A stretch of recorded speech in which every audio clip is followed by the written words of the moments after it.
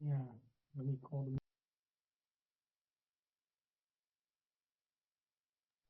Okay. Okay, let me call this meeting to order of the regular board meeting for the Northern Guam Soil and Water Conservation District. It's Tuesday, December 10th, 2024 at 4:06 p.m. at the University of Guam College and Natural Applied Sciences Building Room 126. Let's do a roll call. Jen? Chairman Joe Santos. Present.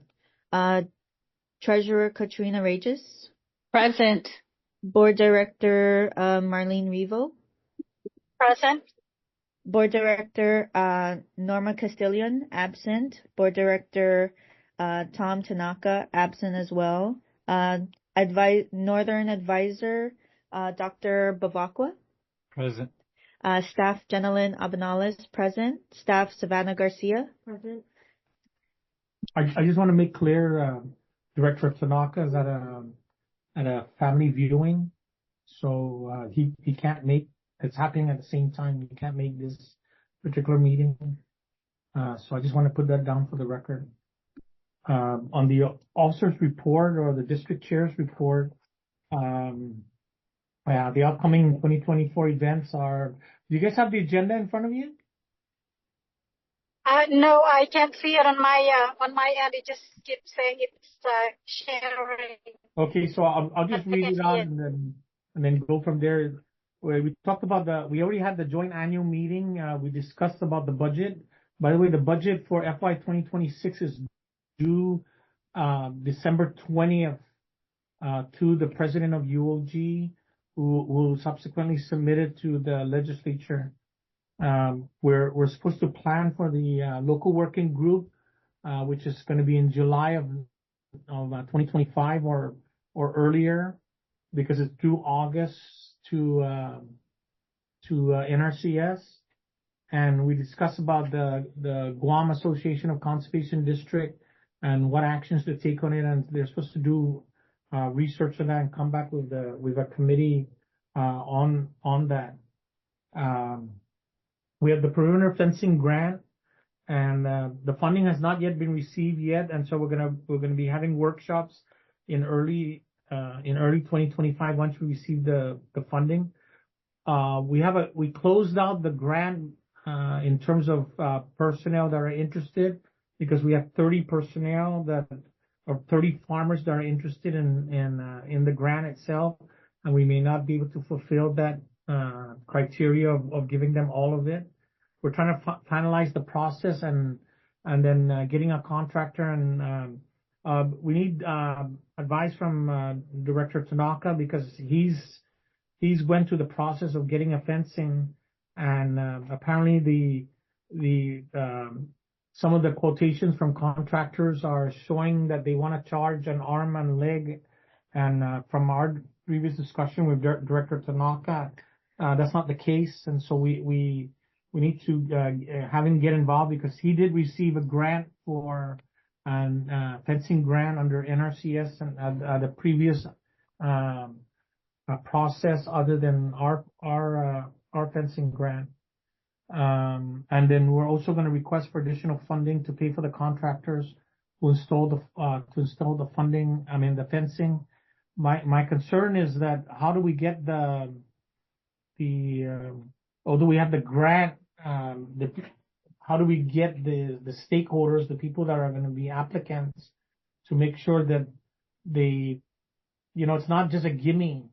It has to be something that that we work together as partners, and not just because they applied for it, there's nothing in there. So we need to see what we can do to come up with a course of action to get them also to do a payout, where there's a minor portion, but at least there's an investment within the stakeholder itself. The island-wide NACD poster contest is closed, and we did it with the Southern District. We're giving out the award, or the award ceremonies on January 7th at 8:45 a.m. at the Matanao Elementary, and we'll be giving out the certificates and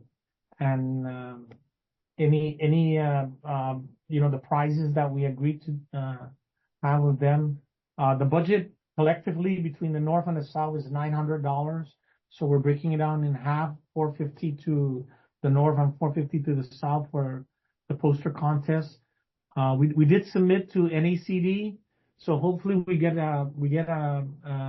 some input on the results of the poster contest, and we see where we can go from there. The Guam Ecosystem Restoration and Stewardship Program, that's the RCPP, right? Program, and we're still vetting in the vetting process, and we did meet with NRCS to finalize some of the actions, and then finalize what we need to do in terms of that. We got 750 some thousand in terms of grant money for that. Of course, part of that is dealing with land restoration and feral swine removal. On the agricultural census, it's ongoing, and we need to find out when does it close, and how many people have participated in the survey, because we want to, the more individuals that take the census, the more opportunity we have to apply for more federal funding in terms of USDA funds to help our farmers in terms of getting the agricultural industry off the ground and making sure it's successful. Now we'll go into the Treasurer's report. Treasurer Regis. Yes. Okay. All right. So I've got several things to talk about. First of all, in our savings account, we have $10,503.36. In our checking account, we have $82,367.53. Now, in our account, we received the $15,000 from NACD for the fencing. We have not received any of our money from UOG yet for December. The last one we received from UOG was $16,234.50. So the total monies that we received in November plus the fencing from NACD was $87,469. Our biggest expense was payroll, was our biggest expense for the month. Now, I like to make some suggestions for our budget. I know we've been needing an admin assistant, and that's going to cost about $15,600. We would also need a conservation associate. That would an annual cost of $33,280. Another budget suggestion is soil sample, which will be $4,800 a year, and then bookkeeping for $1,800. So those are budget suggestions. We can discuss it as I go down to the one more portion of this would be to pay out our partners, Island Girl Power and Wave Club, of $5,000 each is what we would need to, since we had already obligated those funds. Any questions? Yeah, I do. I have a question. Yeah. Okay. Let me just on the issue of, remember that the FY 2026 budget is due, and on a lot of those things that you mentioned about bookkeeping and everything, we need to re-look at that and see if that funding is actually necessary, because if we already get which we agreed upon, that software, what's the software again? QuickBooks. I mean, that takes care of a lot of the bookkeeping activities that we can have, because it just has to generate a report.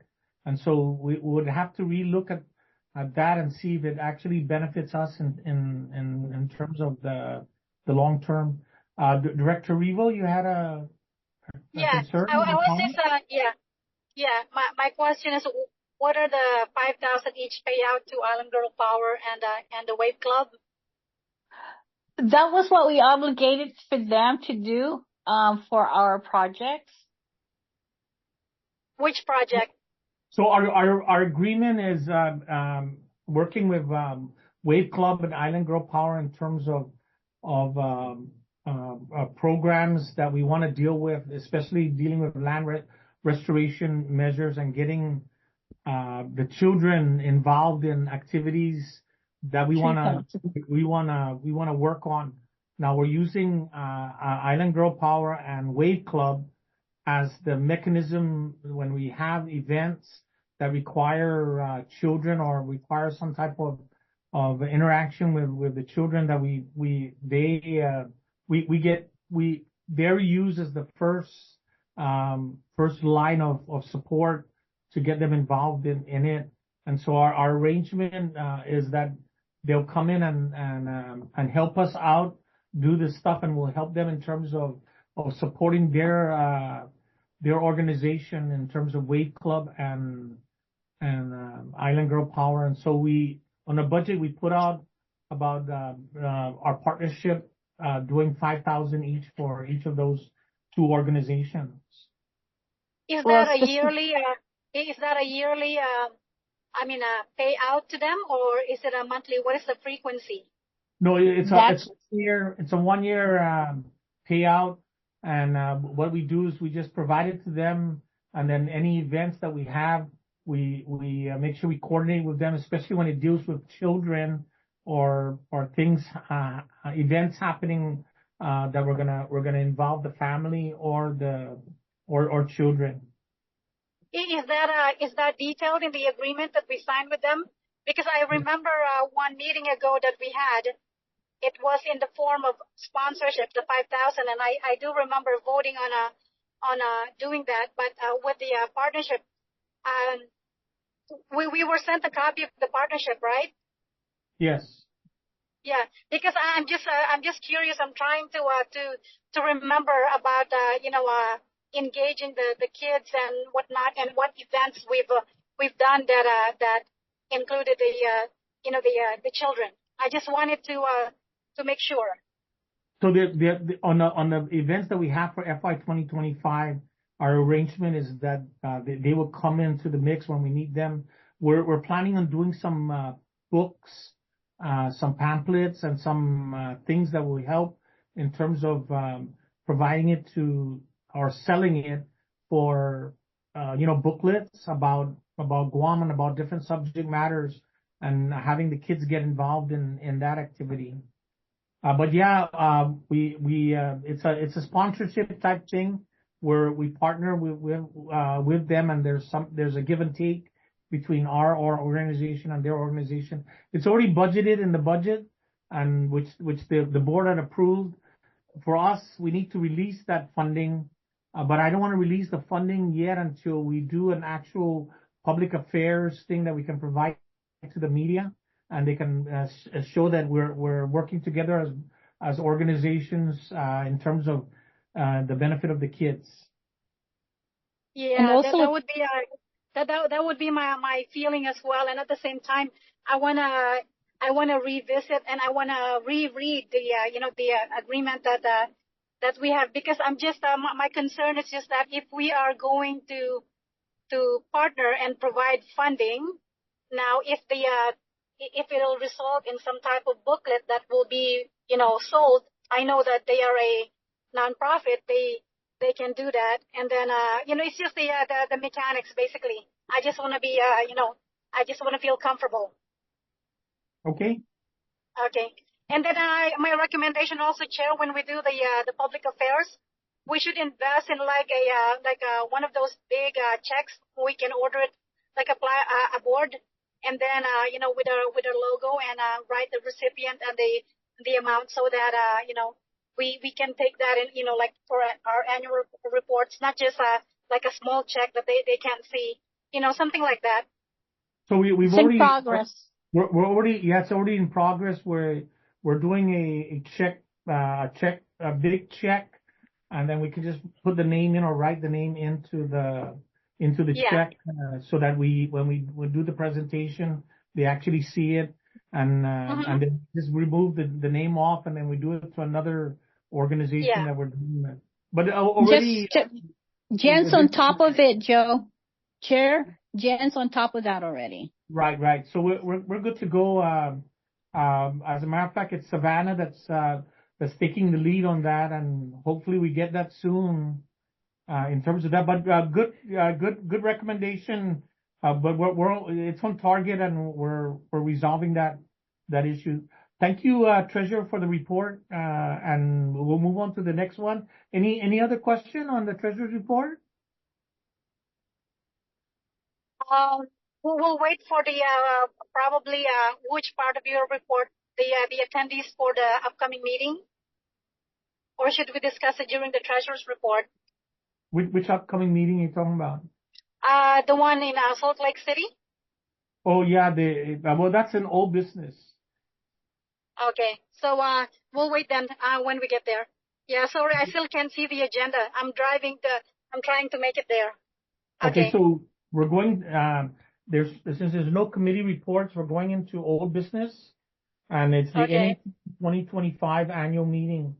There is funding available, as you well know. The Treasurer already gave the report, and so we can allow other. We've already voted on allowing at least a minimum of 2, but we said we would come back and once we determine the budget and how much money we have available, and so there's funding available to send the board to the meeting. Our issue that we have right now is the room rate. The lodging rate under GSA is $142 per night, but the rate per night at Salt Lake City, or where the event's being held at, is $259. So there's like an $80 difference in rates, and so the board has to vote on either authorizing the payout for the additional because of the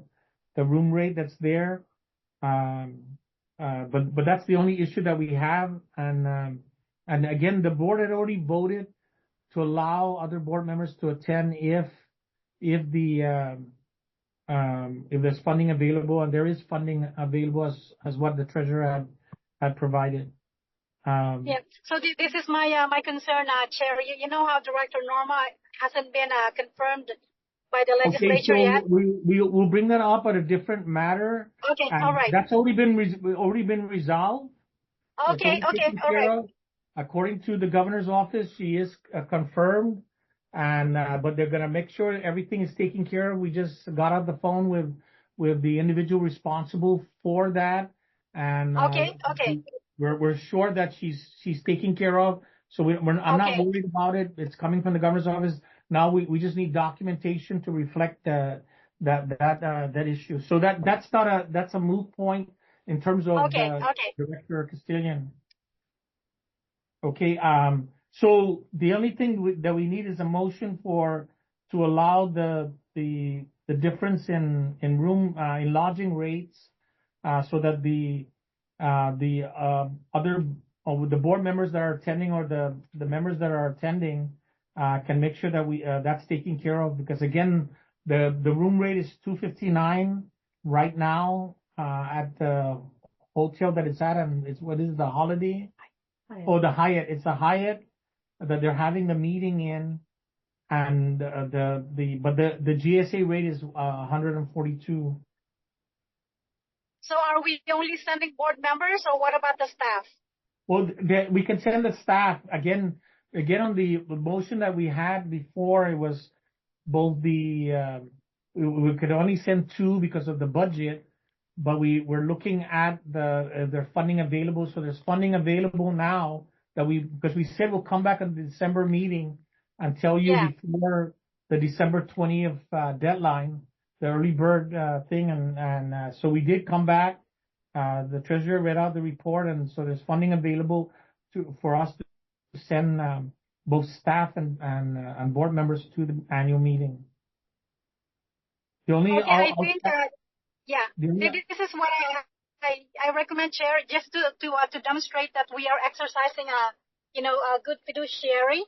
If we can create we can prepare a budget schedule where, like for example, our staff, there are two of them, if they can share the room, and then upon availability of the funding, then we can say they can each room, and the same thing with the board members. So basically, just put a contingent note like that, and then but if the budget is available, because if we're looking at, let's say for example 5 are going, so that's additional 450 per night, for each. Yeah, just so we can demonstrate a good fiscal responsibility. That's all I'm asking. Okay, so there's an issue point that we have. We had already made the appropriate reservation. There's limited space, meaning we either make the reservations now, and so we already made the reservations in anticipation of it. As a matter of fact, one of the things we agreed upon was to help the CNMI, help them in terms of their per diem, to get them there because they have a problem traveling or getting there in terms of funding. And so we're working with. When did we agree to that?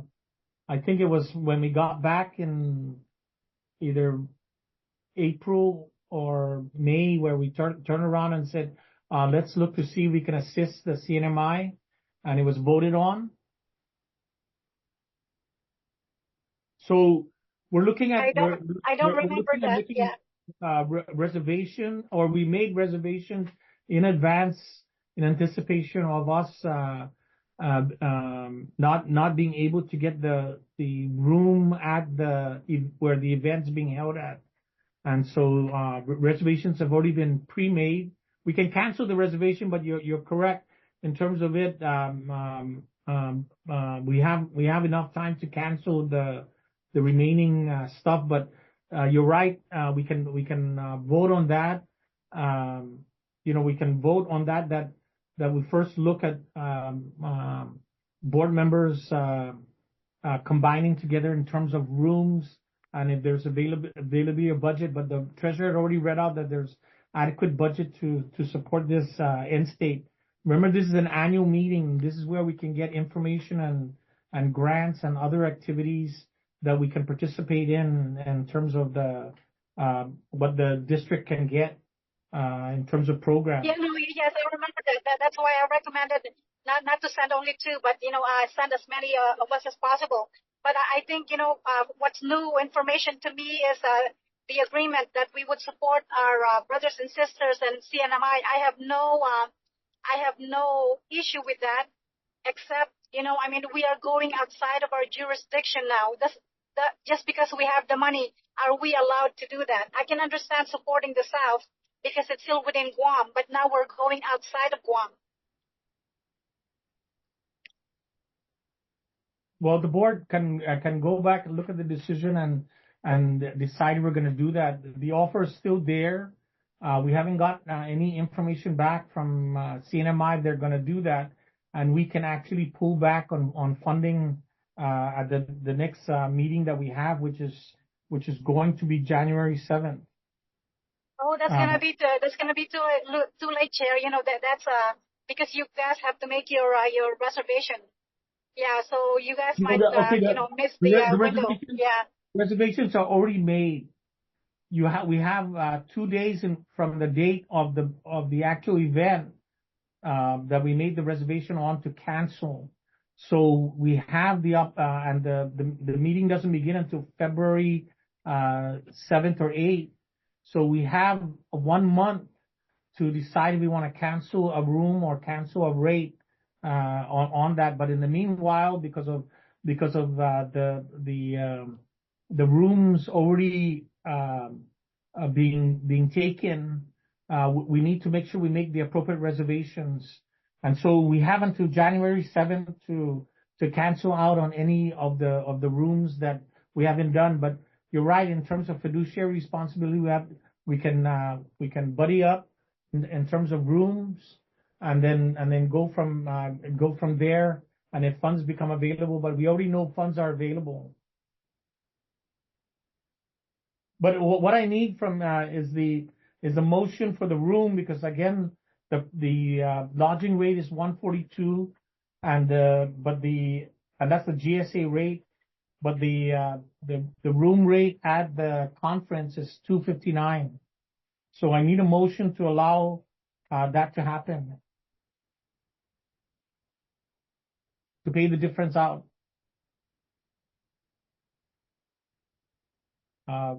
Board members?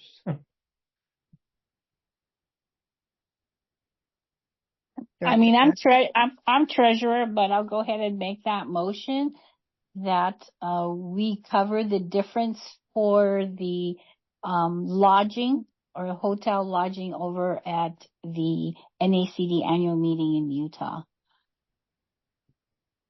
Okay, do I have a second to the motion?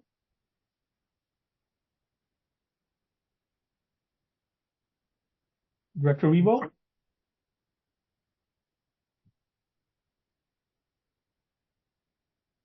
She's probably traveling with a dead area. I don't know. But you know what? We can also if I'm just trying to see how we could do this. Is she coming into it? Because I know she's driving. I believe so. Director Marlene? She may have dropped off. Hello? Hello? Hello? Can you hear me? We can hear you now. Oh, okay. Yeah. No, sorry, because I dropped out and then I'm back in. I didn't realize I was on mute. Okay. So what's your recommendation, Director Regis? The motion is to cover the difference for the lodging in the NACD. For how many attendees?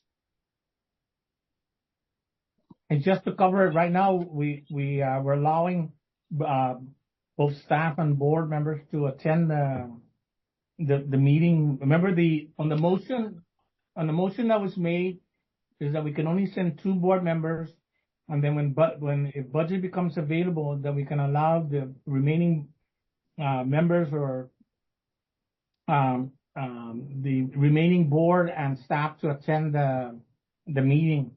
So in the treasurer's report, there's funding available for the staff. And on the other board members to attend. Okay. So, but how much did we prepare? You know, or do we have an idea how much if we were to push through with supporting our CNMI brothers and sisters? Do we know how much that'll cost? Not at this moment. So okay. It's only. So can you revise your motion then, Director Katrina, and I'll second it to put a contingent that should the budget allow and the law permits that we can pay for CNMI, then it's okay. My motion does not. My motion. Excuse me. I'm sorry, Director Rio, but my motion does not include CNMI. That's just to cover Northern's expenses. We have not yet heard from from CNMI who's going or what. That's just an agreement we had. It was a general, but they haven't gotten back to us of how many people are going, and we haven't discussed the details of their itinerary. So okay. My motion is strictly for our. No, I understand, but the reason why I'm recommending that we add that to the motion so that, because if our next meeting is January 7th, at least it's already covered in this board meeting, so that, you know, I mean, we don't have to wait for the next board meeting. Should you guys get the details, then it's already approved. That's what I'm after. Okay, so why don't we just make 2 separate motions? Let's make it simple. Let's just make the first motion to cover the Northern Guam's expenses, and then the second motion, you can make that other motion if you want for CNMI. How's that? Okay. So let's just get over ours first. Let's separate the 2.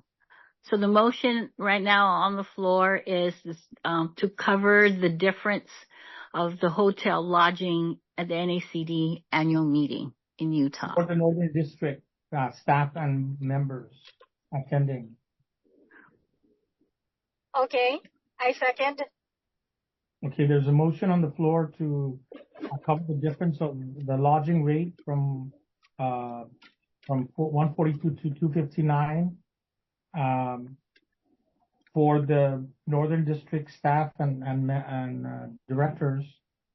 Made by Director Treasurer Regis and seconded by Director Revo. It's open for discussion.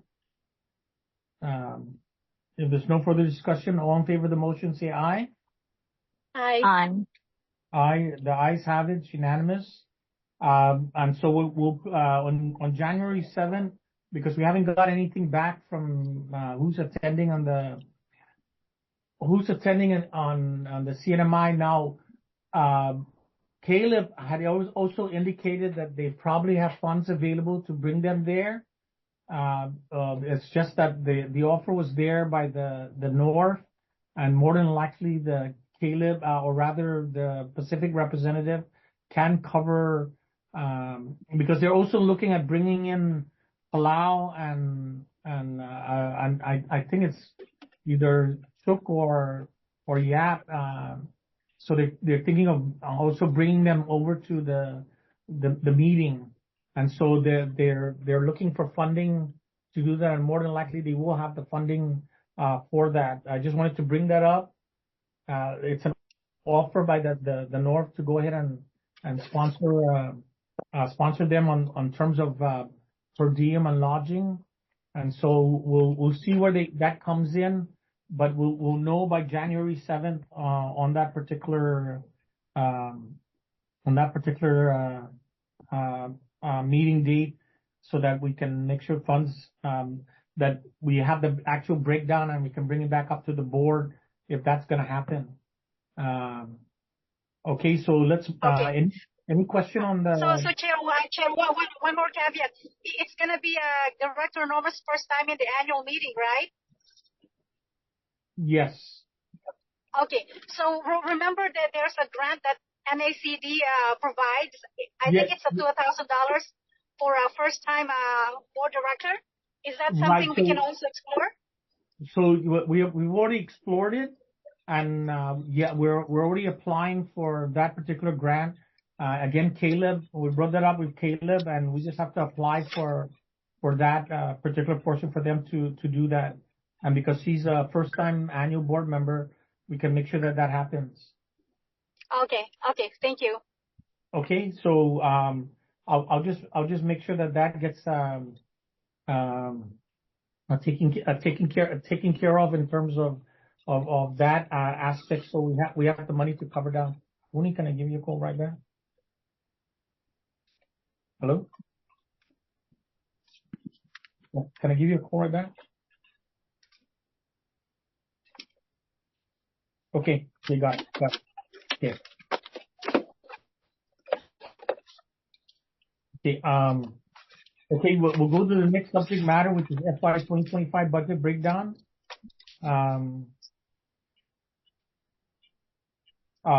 Is there any suggestion, cost that any of the district managers, or based upon the district manager's recommendation, that you wanna bring into the budget for FY 25 that we might move around? Have you guys looked at the budget at all? Yes. Okay. Yes, I have, and I'm good with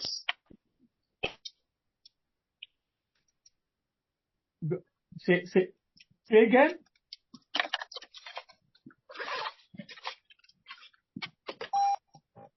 I'm fine with the budget. The only thing I'm waiting for is from NRCS to see how for those grants for the RCPP and so forth. But our budget, I'm fine with our budget. By the way, we might have another grant. I mean, we have another grant available, and it's the energy grant. It's Yeah, it's the energy grant. And it's due March. As soon as we get it approved, as soon as it's approved, then we can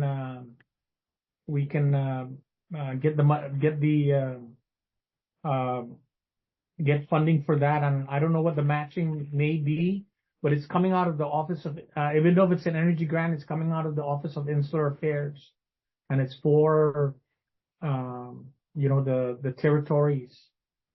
But Is this the solar? I'm sorry, Chair, but is this for the solar power at the farms? Well, we're looking at, remember it's because it's an energy grant, it has to be green energy, so it can be solar, it can be wind, but it's green energy that we can apply for the farmers itself, and that's what we're looking at, is to get the funding for the farmers.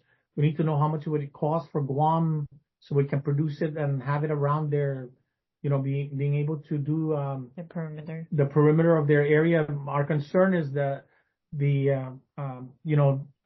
theft that will occur because of it being in the perimeter area, and we may have to do it in a way where it covers down the farming, but it's not necessarily all the way in the perimeter, so they don't get stolen.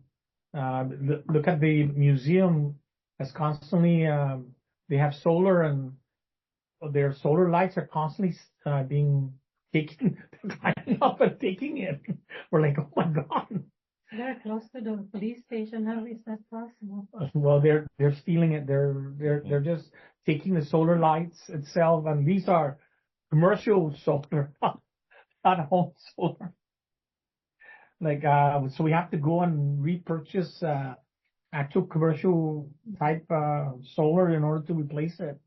But again, we have to look at that. But in March it's due, and then it automatically gets released in the next month if you're approved for it. And we want to make sure that the governor is aware of that, because it goes through, the governor has to say, we're going to push for that, and we have to see how much that costs, the breakdown and everything. Again, a reminder, the FY 2026 budget is due December 20th. And so we have to work that out in terms of the budget. We're going to submit that as a preliminary until we bring it up in the January 7th board meeting, but we'll give it to the board to say we're approved or not approved, and then we can go from there. Okay, so the next, we're going to new business. Any discussion on old business? Oh, by the way, I wanted to bring up, do we want to bring our advisor there also to NGSWCD so they can, you can actually. That's why I was asking about the budget, because we've always brought our advisor in the past. Well, volunteered. Yes, we did. When was this? During Hope Cristobal, we brought RQ to the meetings. I was looking at the archives today. Yeah, well, you know what we get, the board can consider that as an option. I don't know if the advisor might want to attend to see why we're doing it. Thank you, Director Marlene. I decline. Make it a priority. The directors and the technicians, the staff go. No, but it doesn't work like that, because there is like for RQ, he helped a lot on developing the invasive species. I know you have a lot too, so it gives credit to not just the board. So we'll bring this up in the January 7th meeting. If that we can lock that in and on offer it again. Okay. For the availability. Yeah. Yeah, if that's going to happen. But so let's move on to new business. We have the 2025 Mariana Islands Conservation Conference. The registration is free. It's both virtual and in person, and it's sharing knowledge and experiences in conservation and management from the CNMI and Guam. And so again, this is on for next year. The 2025, it's March. It's on March from the 10th to the 14th, and so just be prepared if we can attend this over here. By the way, we just finished up. I didn't bring it up, but we just finished up the Micronesian Challenge meeting, the Sentinel landscape meeting, and the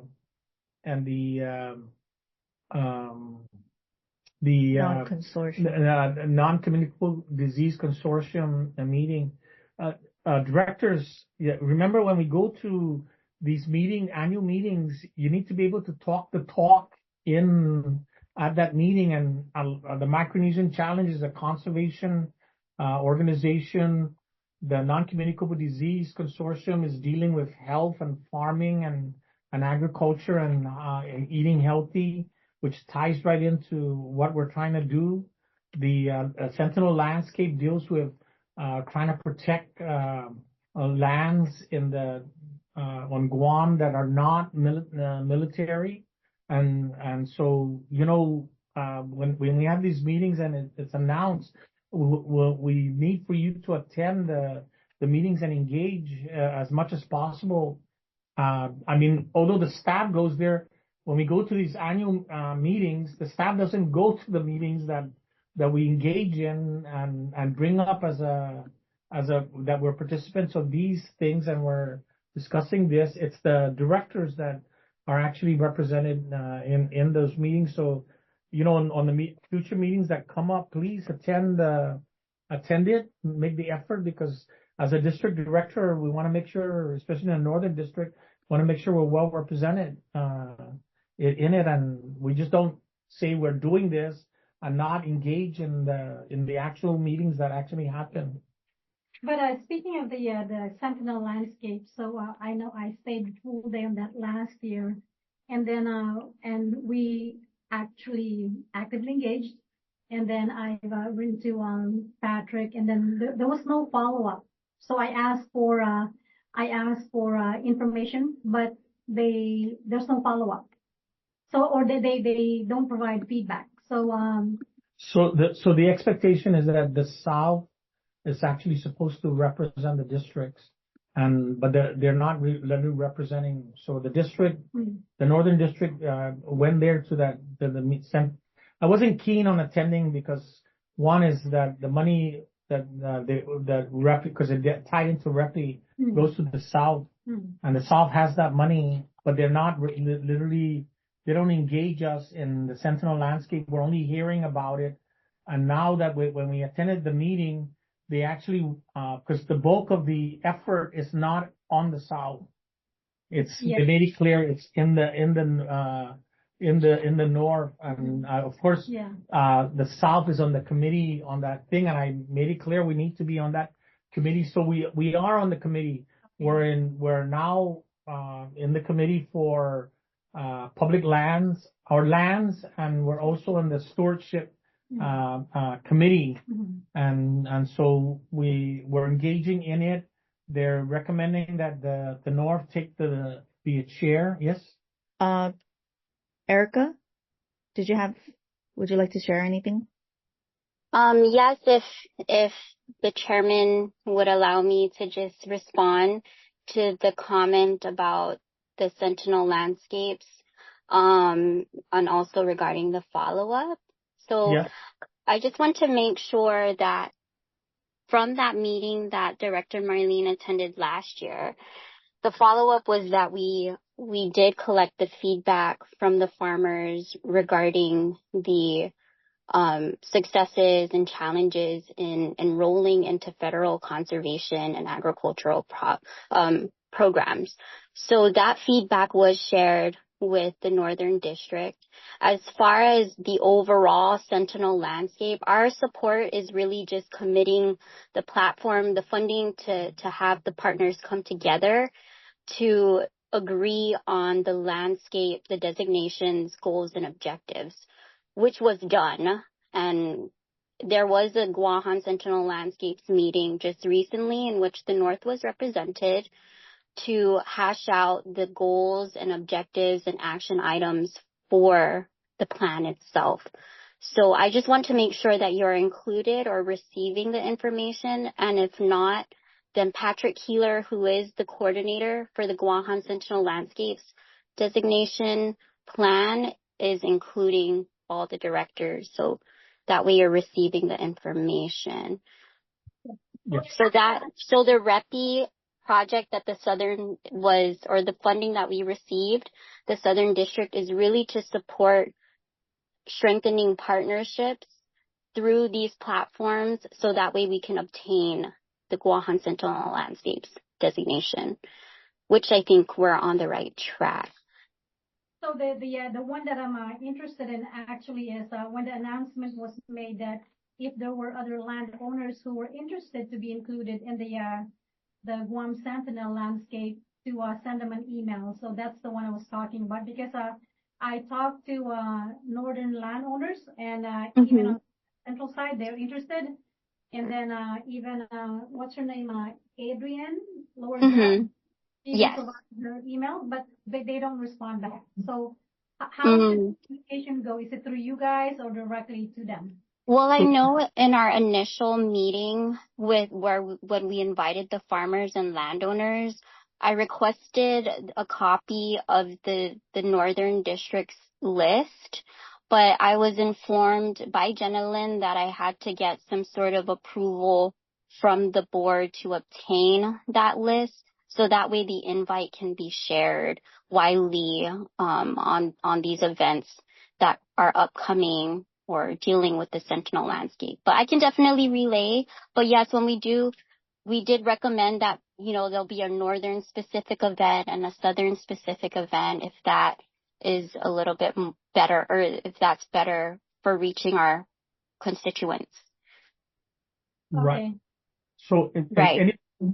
on that, relative to the goals and objectives, they place the various partners into committees. And so the North is in two committees, which is the Lands Committee, and the other one is the Stewardship Committee, in terms of the Sentinel landscape. Thank you, Erica, for the update and the information and clarification. Lands and what? Stewardship? Stewardship. How many committees are there? There's 3 committees. Public access, stewardship, and outreach, correct. And we are on 2 of them. Okay. But the good thing that came out of last year's Sentinel landscape is the RCCP grant, because we had an opportunity to sit down with Nick. We cornered him. Yeah, we're being recorded. Okay, so anyways, thank you. So on the RASAP mini grant program, on the next item on the agenda, that's a $5,000 grant, and I don't know, it deals with translation, outreach, and education and professional development. And there's 2 deadlines, but is it worth it to apply for the grant that's only $5,000, or because the effort, we already have staff doing everything, and I don't know if we should apply for this mini grant. So it should be easy to put it together because we have everything already. Grant is a grant? Grant is a grant, but the effort to manage the grant is the problem. You want to look at what's the cost benefit analysis, and for me, the cost benefit analysis, it doesn't benefit the district, because the effort that we put into this is going to be greater than the cost that we're going to get from this particular grant. We're just letting you aware that this grant's available, and I don't think we should emphasize that, because we have a lot of other projects that are in the works that we're trying to solidify, and this is only $5,000 that we're going to get, and even though we get it, you have to report it, you have to administer it, and we'll spend more than $5,000 to do the work. So I recommend we're not gonna proceed with this, because the value is not there for us to move forward in terms of this. I don't know if you guys agree, Treasurer Regis, what do you think? Director Cat? Yeah, no, I'm thinking about it, because if we bring in that 2 staff that we're talking about, we should be able to handle it, but it all depends when we bring in those 2 staffers. But to me, I feel that in my opinion, we should just go for all the grants that we can get, and then, as it comes in, we'll try and manage it, because we're going to bring in 2 staffers. No, you're assuming we'll bring the staff in by the time you have 6 months from the time you receive it. So the first grant is due January 1st.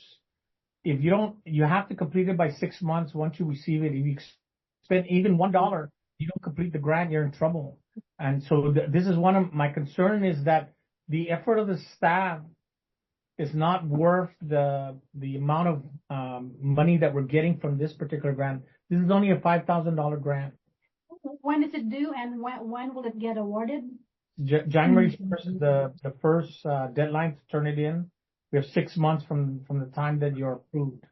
Okay, so let me give you an example. During the agreeability conference, I talked to one of the off-island attendees, and what paid for her travel to Guam is actually this grant under the professional development. So given the deadline of January 1st and the award is within 6 months, if we can forecast any type of like workshops that we may be able to send one of our staff or our advisor or any one of us. The effort is not there because we have other grants that we're focusing on, which the money is a lot greater, or the cost benefit is a lot greater. And I mean that's great, but we're gonna administer this grant also, and it's only $5,000. I understand what you guys are saying, but it's not worth the effort to do that. If we had we maybe the district director can apply for this. We'll give the information, and if you guys apply for it, then that's good to go. But the staff are doing they're literally they're doing too much, in order to make sure we're covered down in terms of what efforts we're doing as the district. But we'll send the grant over to the district directors and ask them if they can apply for it, and we can go from there. But let's move on to the perimeter fencing grant. Process and contractor must review draft guidelines and then the budget for the contractor. This is the issue. Remember, we have the RCPP grant and the fencing grant itself, and so we're working on the draft guidelines, and then the contractors, and Savannah has already gone through the listing of different contractors, asking them their costs, and they're giving a bunch of bullshit in terms of how much money they're going to expend because they're talking about topography. Hello, the north is karst limestone. The bulk of the north is karst limestone. Construction is construction. Yeah, but the construction that they're charging is really beyond what. I mean, even Director Tanaka said that's too much. So they're doing too much, and he knows because he's a contractor, and he knows how much was expended on his own fence. And so we're reviewing that and making sure we have the right, the contractors that we want to really go with, instead of having them inflate the cost of construction in terms of them doing it. All we're focusing is on 1 acre. Our issue again is that we didn't budget for the contractor. We only budgeted for the materials. And that's what I was going to recommend, going back to your point earlier. What is the buy-in for the recipients? Okay, example, EQIP. When NRCS awards an EQIP contract to a farmer, hoop house, they don't pay for the installation. So, for example, my first hoop house, the cost is $20,000 to do the installation. Okay, this is an example, but EQIP, that wasn't paid for by EQIP, but it was paid for EOG. But on the second hoop house, it's the same thing. They're gonna give me the materials, but as a farmer, I'm on the hook for the installation. So that we could apply the same logic to the perimeter fencing. Well, we were applying that same logic. Again, remember what we talked about was we need the stakeholders to also become actual stakeholders. Yeah. I mean, we can offer them this program, and then they have to come up with it. But what we're trying to do on the contractor side of the house is find a reasonable rate and then list those contractors, because there's like how many contractors total? We don't need to give them every single contractor. We just have to say these are the costs of what the contractors are charging, and here's the better deal in terms of it. You guys are doing it backwards, the way you're bidding it out. So, if it's just fencing, very minor, the first thing I would ask, although you guys went to the, the process of, determination in terms of what's allowed, does it need to be a licensed contractor to install this simple fence? Because it's coming out of NRCS. Guess what? No, well, I asked NRCS before in terms of, like for my installation, right? Actually, do I need to hire a contractor? Okay, so when we met with Jay, does it have to be a contractor? When we met, I think Katrina, you were in that meeting, right? Or was it just me, you, and Savannah, right? Okay, so there were, and Jay, and we talked about getting the actual contractor. The contractor has to have a license under the contractor's license board. So this is one of the reasons why we went and got a listing of all the C19, right? Is C19? 18 contractors that deals with fencing to see what they are and then go and get an estimated cost of what it is to do an acre property of it. Now, we'll ask to see if we can include them on it, and if they say no, then we just come up and say, this is how much it costs for the material. Here's the contractors that you can go with. But we're looking at how much would the contractors charge of each of them, and this is where I'm trying to get with Tom and have Tom be the one to tell us if it's a goal with relative to these contractors, and then provide it to the recipients and say these are the things that are available and estimated costs to do the fencing. No, but the problem with the estimate, it's still an estimate. So by the time the farmer gets the award, because quotes are typically good only for 30 days. So given the condition of construction right now in our island, the contractor can still raise the price. Why can't the board enter into a contract with a single contractor and just do the scope? And I think because you guys went to a specialty contractor, which is C18 fencing contractor, because any contractor with a B license can do the project. They don't have to have the. So we'll look at that, and we'll see what we can do, because we need to look at the options that are available, because we still have to have a contractor doing it now. Tom had mentioned that his business has the opportunity to, because he's done it already.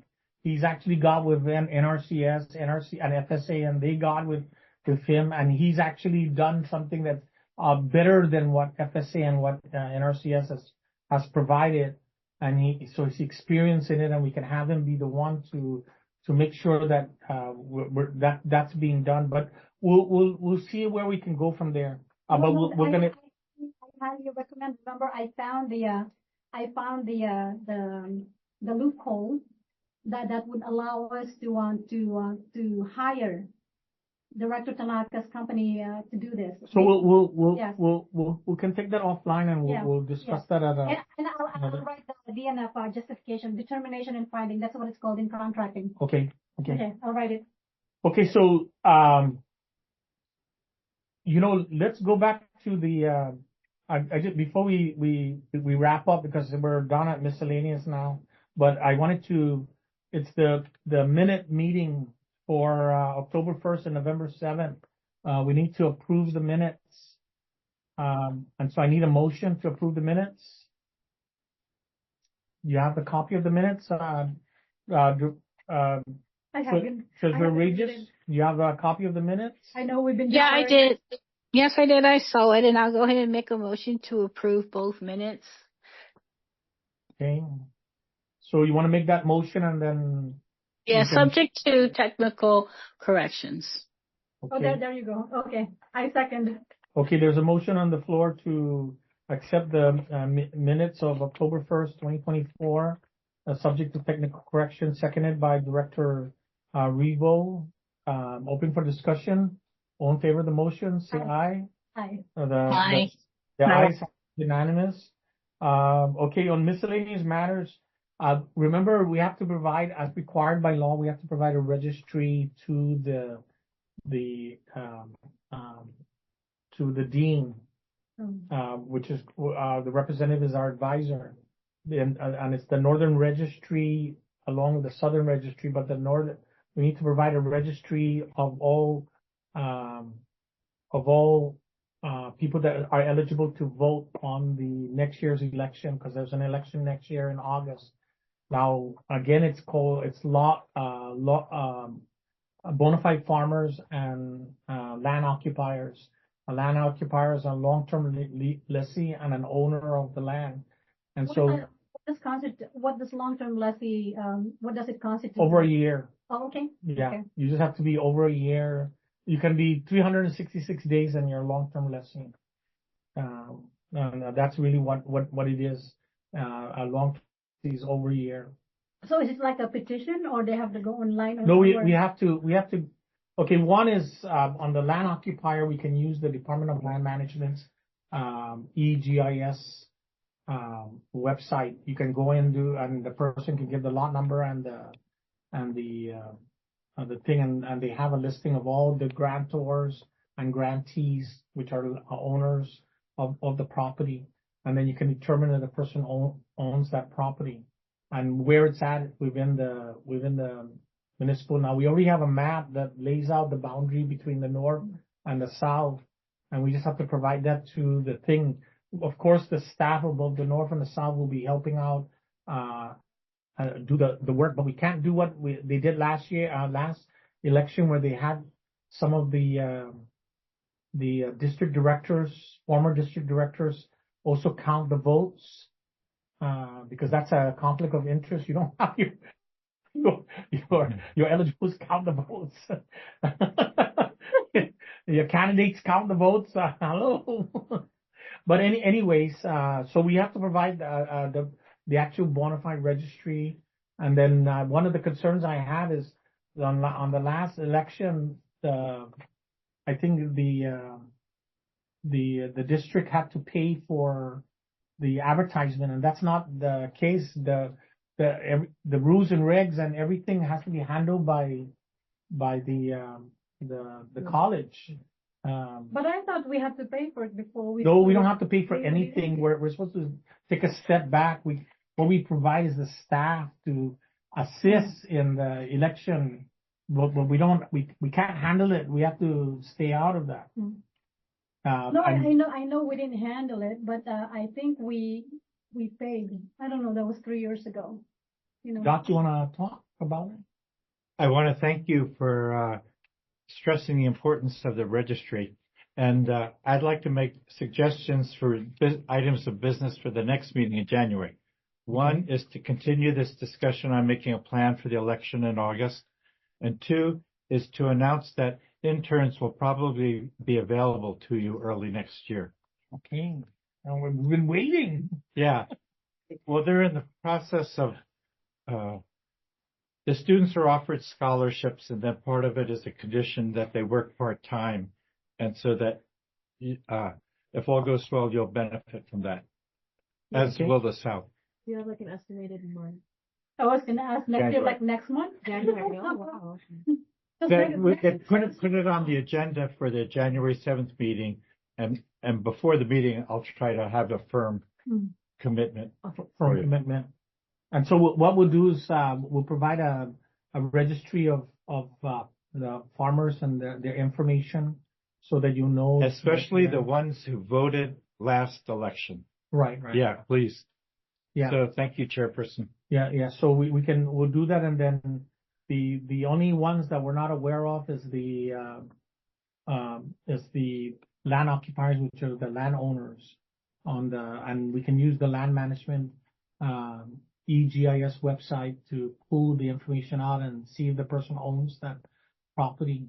We did it on the last 2 elections that happened, or 3 elections. It happened because before the board didn't have any information on. I mean, the college didn't have any. CNAS didn't have any information on that at all. Mm-hmm. They just came and bring a deed. You own the property. But now we can validate and bring anyone that wants to come in. We just bring them in. So, okay, we'll bring it up on the January 7th meeting. Hopefully we can have a list by then of at least the preliminary registry, and we can update the registry as we go along. Perfect. Then we can go from there, right, Savannah and General? We got it. Yeah, you got this? And then, so our next partners meeting is February 25th, 2025, which is again, February after our annual meeting on there. And hopefully, our advisor might want to go to the annual meeting and see what we actually do in the annual meeting, you know. Dr. Bavaco, I recommend that you go, even if it's just one time, so that you can get an idea what we do at the national level. So it'll help you, better as our advisor to understand the scope of what we do.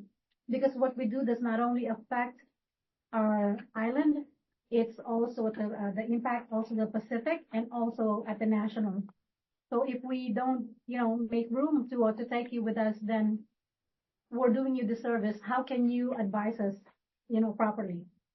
Director Marlene, I'll keep an open mind. Why I was initially reluctant is in the spring I'll be teaching 2 agriculture courses, and so I try to avoid getting involved in things that will conflict with that. Conflict with thing, but okay, yes. Just lastly, just for the board's information in regards to the 3 meetings that we were at, other than being in the committees for the Sentinel Landscape, in the Micronesia Challenge, we are in the Terrestrial Committee as well as the Community Resilience Committee, as well as in the Non-Communicable Disease Consortium. Yeah. That one is with Public Health. We are in the Fruits and Vegetables. Did we volunteer for those, or they just put us in the committee? We volunteered for them, but that's where we kind of belong. Because we are able to bring in the agricultural aspect of the farmers and help the school system with that, because they're connected with GDOE. So we can make the suggestions of the 75% locally produced and bringing the how-to, because they're really lacking in that aspect. Well, they definitely wanted especially the Northern District, when we were very vocal about a lot of the things that recommendations that we can provide to all of those meetings. But I really need the district directors to be there, because when we go to the national side of the house, this is where we bring a lot of these things to them, and we say we're doing this and we need help, and they can turn around and provide some support to us. Yes. And with respect to that. The reason why I asked if we volunteered or we were asked, I get it that our participation, gives, it's very impactful, right, to the community. But for me, that should have been discussed in the board because of the load that we already have. Okay, so these are the committees that are available. Is this something we would like to participate in? Then I think the board should have an opportunity to either say yay or nay. But I get it, because it'll also help justify our growth, which can request for additional resources. But again, I only ask that when we go to these meetings, don't volunteer the board unless we know. Understood. Yeah. So the correct answer is that when you go there, these are the committees. Bring it back to the board, because But we shouldn't be bringing it up to the board. What we should already be doing is saying we're going to take an active role in it, because we already know that it exists. We've participated in it before. You talked about the Sentinel Landscape. We knew that the Non-Communicable Disease Consortium was always there. We knew exactly what it was there, but we didn't go in and participate, but we were invited to attend it. And then for the Micronesian Challenge, we've always been trying to become a part of it, because we're involved in the Habitat Conservation Plan. We're involved in other types of activity that deal in conservation. And every one of those committees that are there tie directly into what our mission is. And so if we're not involved in those committees, then what's our purpose? And so when they invite us, the invite goes out to the email for the district, and it's also informing the district board members to be there. So we need the board member to say, hey, I think I can make this, or I'm not able to do it because I'm really too busy, and a lot of us are busy. My boss keeps on asking, begging me and saying to me, can you work for us? Yeah. No, I'm not worried about that. Like I said, I get it. We get invited, but and I mean, our participation can be providing information, but do we really have to be part of all the committees that is related to conservation? I think yes, but before we do that, I think we should knowing what committees or what meetings or what other organizations are there that are related to conservation, we can list them and say, okay, these are the ones. So we can prepare a roadmap to success. Okay, so for this year, this is our plan. We're going to get involved with Micronesian Challenge, with Land Sentinel. Okay, for this year, because then it would help justify, and then how many hours would it take? Then it would help justify resources that we need. That's what I'm getting at. Instead of going there, okay, there are committees. Okay, it's related to us. Okay, we're going to participate. Hey, Just to give context, the other groups were drug abuse, breastfeeding. So that's why it was really the only place that we were, and that one's for food security. We didn't volunteer for the committees. We're put in the committees because they are our role as a district. They knew exactly what our district is supposed to be doing, and so they asked us to, can you be a part of this? We give input into it. They like the input that we're giving because it makes sense. It focuses what we need to do with helping that action. Now, a lot of it comes out of federal monies or monies that are donated by large groups. And when we come in there to participate in it. Now, we don't necessarily volunteer for it. We're there to give input. But we see, when I look at it, I'm seeing the benefit to the district of our participation in those meetings that, or those organizations that are there. Because they do Micronesian Challenge, signed by the governor of Guam and the rest of the leadership in Micronesia. And it says that we're going to set aside conservation areas for land at 30% and for ocean at what? Marine and terrestrial. There's marine and terrestrial. I think it's 30 and 50, right? 30 and 20. I'm just wondering, okay, if we are already part of the committee, if that constitutes some kind of no, we're not part of the committee. No, allow me. No, we are we are on the what committees? If being part of the committee, that is some kind of a working relationship. If that constitutes a partnership, then maybe we can, like you said, they are funded by federal, so it's another source of funding. So let's say, for example, we are in the committee. Now, if our budget does not allow for additional admin staff to help our staff, manage it, then because of, having that working relationship, it's in writing, then we can say, okay, since we are participating, can you support us? We would like to be part, but so basically it's like a service provider relationship. So because of our mission, we provide input, we provide context to the committees that we are in. So that's the service that we provide. So yeah. So an example is on the Sentinel landscape. Okay, we're gonna be designated as Sentinel landscape, and we're gonna sign an arrangement. That's one of the questions I asked. Are we gonna sign a formal agreement between all the partners? Because we just don't want to be there because we want to take advantage of the funding that's going to be there, and the answer is yes. So once we get formally designated as a Sentinel landscape area, then we sign a formal agreement, and this is what that we're going to get out of that agreement. Likewise with the NCD, likewise with the Micronesian Challenge. We provide input because we want to focus our role into it, and we want to make sure we sign an agreement and commit they're committed to us as well as us being committed to them.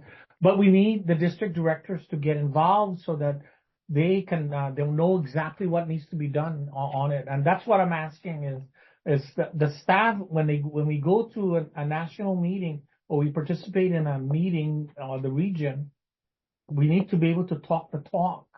And it can't be just one district director. It has to be a collaborative effort of all the district directors. But anyways, that concludes the meeting of right now.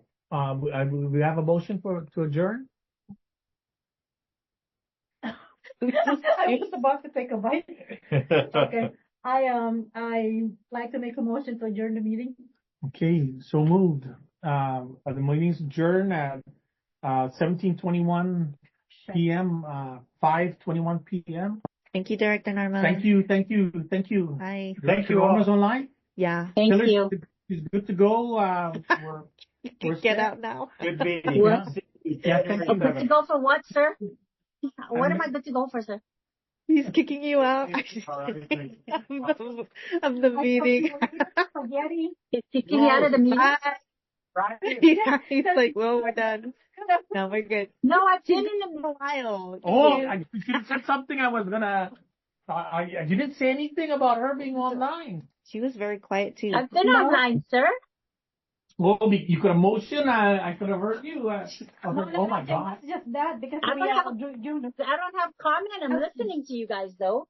Yes. We could have revised the attendance. Thank you. Oh, already. Oh. Oh my God. Don't make life difficult. Okay, thank you. Okay, thanks. Thanks. Okay, bye-bye. Yeah, that's true. Okay, bye. Okay, thank Okay. you. Okay, thank you. Oh, can you take the? I'm gonna my